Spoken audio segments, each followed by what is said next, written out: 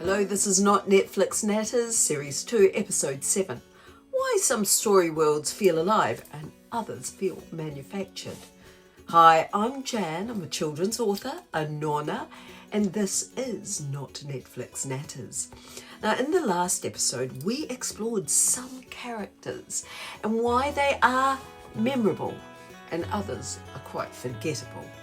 Today, I want to take that step one step further, because characters don't exist on their own. They live somewhere. So the real question is, why do some story worlds feel alive and others feel manufactured? Now, children return to places when children ask to watch something again. They're not just asking for the story. They are not even just asking for the character.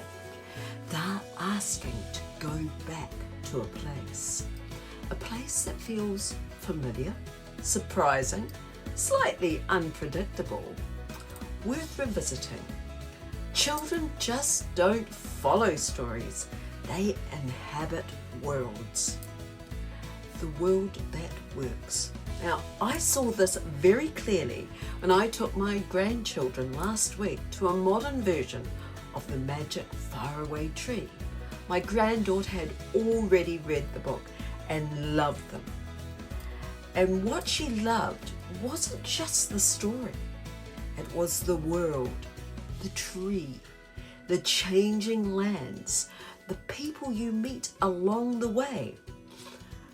But what stayed with us were the details. At one point, a character proudly said, "I've got Wi-Fi, I love Wi-Fi." And then minutes later, the character brings his wife in. And we all laughed, and we were still laughing about it even on the ride home on the bus. That moment only works because of the world it sits in. A place where nonsense has its own logic and surprise feels completely natural. Not always obvious what's interesting. I think about my grandson, and he wasn't keen to go to this movie. He didn't lean forward, he didn't show much interest, but when he got there, he laughed the most, and then afterwards on the bus, he wanted to see it again. It's important. Children don't always tell you what they like at the beginning. Sometimes they have to discover it. And when a world works, it draws them away and in any way, shape and form. So, what makes a world feel alive? If we look across children's storytelling, certain worlds consistently invite return. In Bluey, the world is recognizable, a home, a family, everyday life, and full of imagination and emotional truth. The creature cases. The world has structure. There are rules, roles, and systems. Children understand how everything works. In Gabby Dollhouse, the world is playful and stylish, but consistent. Children know how to enter it. And in the adaptations of Julia Donaldson's stories, like The Gruffalo, the world feels complete, simple, but fully imagined. These worlds are different, but they all feel lived in. So, what fuels manufacturing? Now, by contrast, some stories feel flat. They may look good.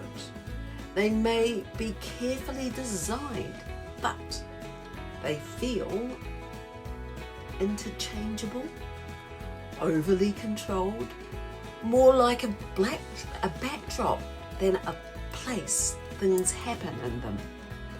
But children don't feel invited in. Now, why does this matter? A strong story gives children somewhere to go. It lets them imagine themselves inside it, to anticipate what might happen. Return with pleasure. Extend it into play. A weaker world might hold their attention, but it rarely holds imagination. Bringing it back to children. Children don't just want stories they can watch. They want worlds that they can enter.